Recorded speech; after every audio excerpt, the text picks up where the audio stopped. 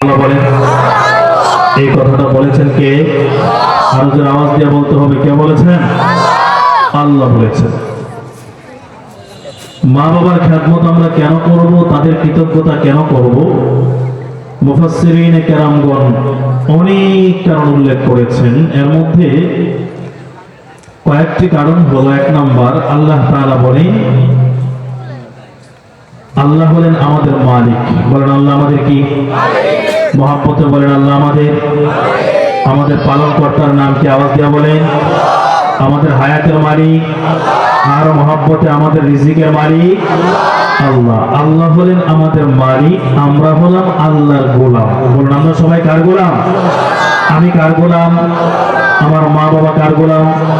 আমার 14 গোষ্ঠী কার গোলাম? তাহলে আমরা হলাম গোলামের ঘরের গোলাম, ঠিক কিনা বলেন? কার গোলাম? আল্লাহর গোলাম।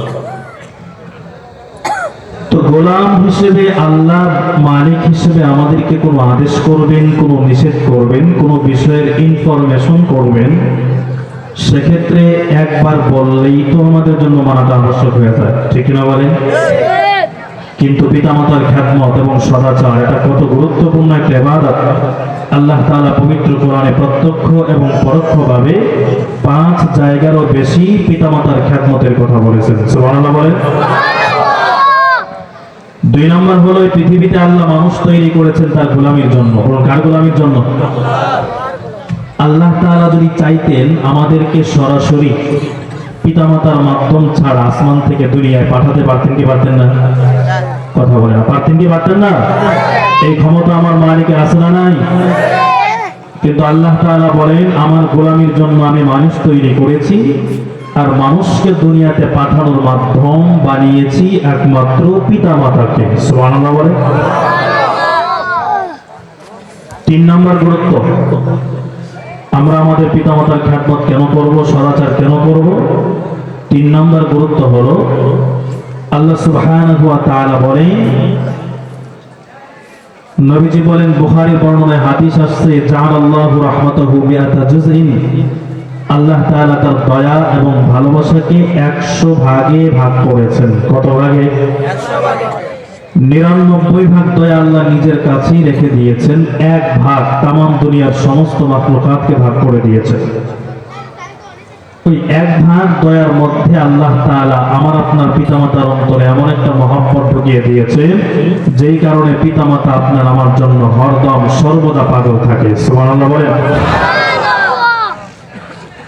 এবার আসুন, পিতামাতার খেদমত আমরা কেমনে করব?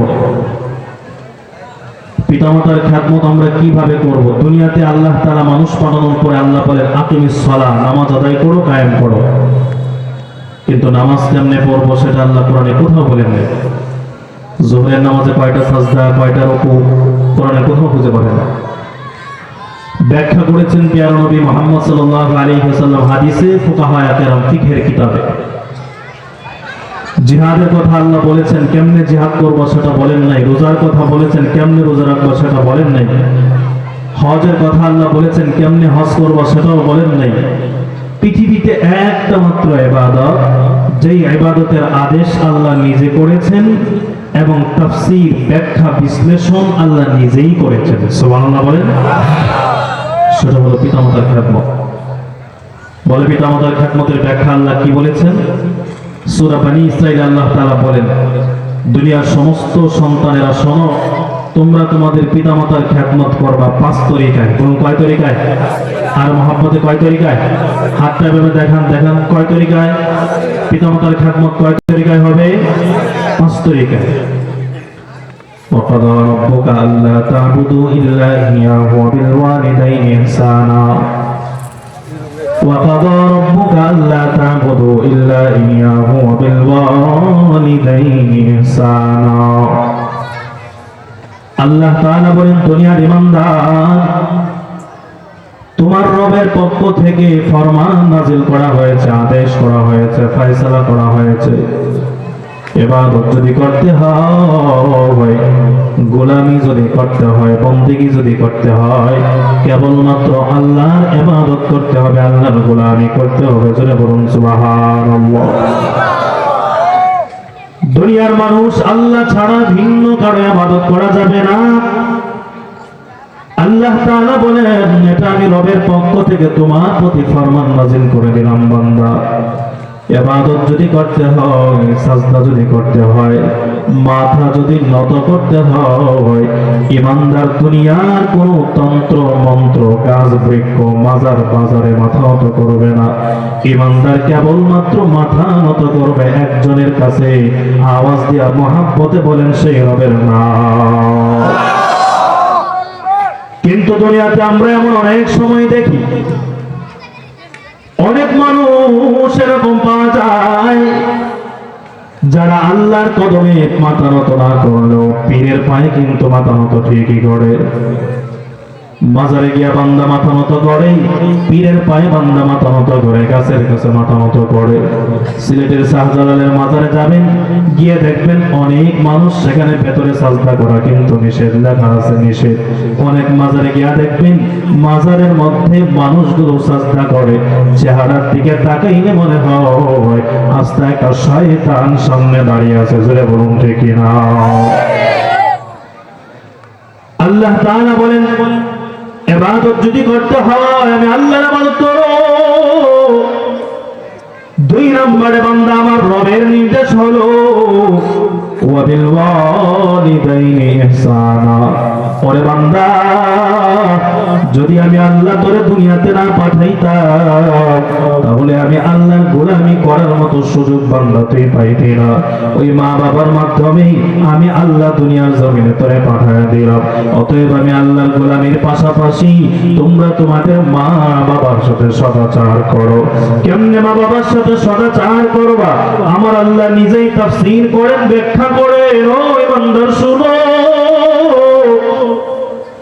আল্লাহ তাআলা বলেন, ইম্মা ইয়াবলুগান্না ইনদাকাল কিবারা আহাদুহুমা আও কিলাহুমা ফালা তাকুল লাহুমা উফিন। আমার আল্লাহ বলেন, মা বাবার সাথে এক নাম্বার সদাচার করো, খেদমত করো। মা বাবা যখন বৃদ্ধা হয়ে যায় ওই মা বাবার কোনো আচরণে তুমি কষ্ট পেয়ে উফ অথবা শব্দ বলবা না, অথবা তোমার কোনো আচরণে কষ্ট পেয়ে তোমার মা বাবাও যেন উফ অথবা শব্দ বলতে না পারে। মুসলমান ভাইরা আমার, এক নম্বর খেদমত মনে রাখবেন, আল্লাহ বলেন মা বাবার সাথে এমন আচরণ করবা না যেই আচরণ করার পর তোমার মা বাবার অন্তরে বড় কষ্ট পেয়ে মা বাবা উফ অথবা আহ শব্দ বলে ফেলে। আমার মায়ের নবী ডাক দিয়া বলে, উম্মতের দল, ওই মা বাবা যদি তোমার প্রতি অসন্তুষ্ট হয়ে যায়, রাজার রব্বি ফি রাজাল ওয়ালিদাইন ওয়া সাখাতুর রব্বি ফি সাখাতিল ওয়ালিদাইন। মায়ের নবী বলেন, তোমার মা বাবা যদি তোমার উপরে সন্তুষ্ট হয়ে যায়, আমার আল্লাহ ওই জান্নাতের দরওয়াজাগুলো তোমার জন্য উন্মুক্ত করে দিবে।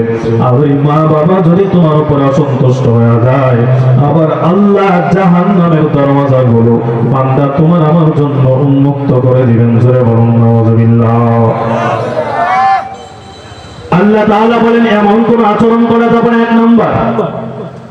দুই নম্বর খেদমত হলো আল্লাহ তাআলা বলেন ওয়ালা তানহারহুমা, মা বাবারে ধমক দিয়া কথা বলবা না। কারণ মা বাবারে বান্দা তুমি যদি ধমক দাও, মায়ের নবী ডাক দিয়া বলেন ওই ধমকটা দুনিয়ার জমিনে থাকে না, দুনিয়ার জমিনে থাকে না, সরাসরি ওই ধমকটা মাওলা পাকে আরশ পর্যন্ত চলে যায়।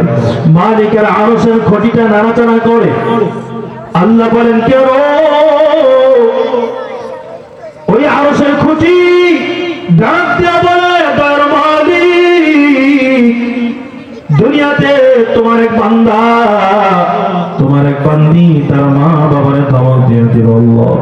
ও দয়ার মালিক, ওই বান্দারে যতক্ষণ পর্যন্ত তুমি জাহান্নামের ফয়সালা করবা না, ততক্ষণ পর্যন্ত আমি আরশের নূরের খুঁটিও থামবো না। জোরে বলুন নাউযুবিল্লাহ। ও যুবক ভাই, তীরের কানটা খুলে শোনো, আজকে তুমি যৌবনে পদার্পণ করেছো।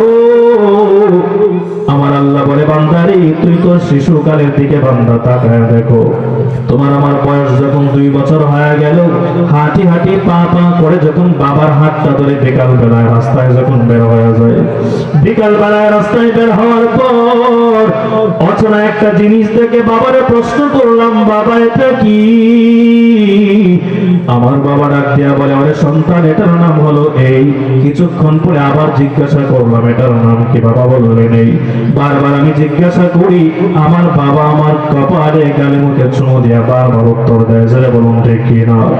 ওই বাবা কোনোদিন রাগান্বিত হন নাই, বাবা কোনোদিন আমার ধমক দিয়া বলেন নাই থাম, বরং ওই বাবারে আমি যতবার জিজ্ঞাসা করলাম, আপনার আমার বাবা মহাব্বত করে খুলে জড়া জড়া নামটা আপনার মনে পড়ে গেছে, কোনোদিন ধমক দেয় নাই।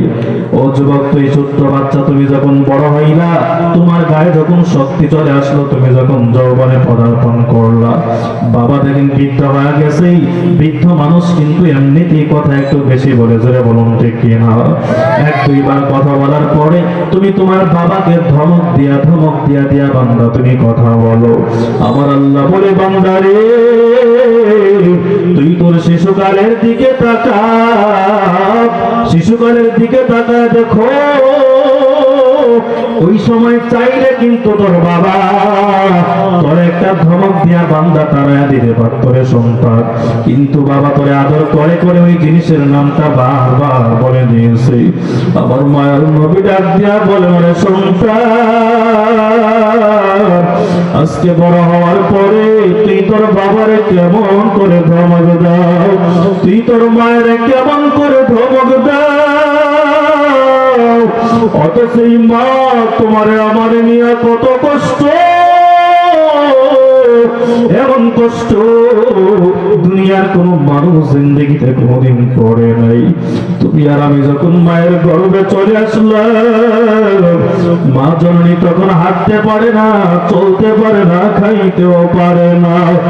ডেলিভারির সময় যখন নিকটে চলে আসলো, আত্মীয় স্বজন গুলোকে মা জননী ডেকে ডেকে বলে, ও আমার আত্মীয় স্বজনেরা, ও আমার স্বামীর স্বামী, দীর্ঘদিন তোমার সাথে আমার সংসার হয়ে গেল, আমার সামনে যে বিপদ চলে আসছে, মনে হয় বেশি দিন আর দুনিয়ার জমিনে বেঁচে থাকবো না, স্বামী গো তুমি আমারে ক্ষমা করে দিও। এমন ভাবে মা জননী স্বামীর কাছ থেকে ক্ষমা চায়। অনেক সময় কিন্তু নরমাল ডেলিভারি হয় না, মা জননীর সিজার করার জন্য হসপিটালের বেডে নেওয়ার পর ডাক্তার ডাক দিয়া বলে, রোগীর অবস্থা বেশি ভালো না, সন্তানের পজিশন বড় খারাপ, দুইজনের কিন্তু একসাথে বাঁচানো যাবে না। এই রকম ঘটনা মাঝে মধ্যে ঘটে কি ঘটে না? দুইজনের একসাথে বাঁচানো সম্ভব হবে না। ডাক্তার বলে হয়তো মা বাঁচবে, না হয় সন্তান বাঁচবে, কিন্তু মা যদি দুনিয়ায় বেঁচে থাকে, সন্তান দুনিয়াতে আসার সম্ভাবনা আছে। আর মা যদি মরিয়া যায়, সন্তান তো দুনিয়ার জমিনে আসবে না। অতএব আমার ডাক্তারের পরামর্শ হলো, মাটারে বাঁচায় দাও, সন্তানটারে মাইরা ফেলাও। এই শব্দটা যখন তোমার আমার মায়ের কানের মধ্যে চলে গেল, ও যুবক ভাই, এই শব্দটা মায়ের কর্ণকবরে যাওয়ার পর আমার আপনার মা ডাক দিয়া বলে, নরে ডাক্তার, এই দুনিয়ার আলো বাতাস কেমন, এটা আমি মা ভালো করে দেখেছি, কিন্তু যে সন্তানটারে 10 মাস 10 দিন গর্ভে ধারণ করলাম, আমার সন্তানটা তো দুনিয়ার আলো বাতাস দেখে নাই। অতএব যদি মারতে হয়, ও ডাক্তার তুমি আমারে মারো, আমার সন্তানটারে বাঁচায় দাও। মা তখন বলে, আমার সন্তানটারে বাঁচায় দাও। ও যুবক সন্তান, ওই মায়ের কেমন করে তুমি আঘাত করো, ধমক দাও। দুনিয়াতে যখন চলে আসলাম, কান্না ছাড়া তোমার আবার কোনো ভাষা নাই। আমি ঘুমাইতে গেলেও কান্না করি, খাইতে গেলেও কান্না করি, প্রস্রাব পায়খানা হলেও কান্না করি। অনেক সময় দেখবেন বাবা রাগান্বিত হইয়া মায়ের ধমক দেয়া বলে তোমার সন্তানের থামাও। বাবা অন্য রুমে ঘুমায়, সন্তানের কান্নার জন্য ঘুমাইতে পারে না, অথচ মা জননী কত আপন।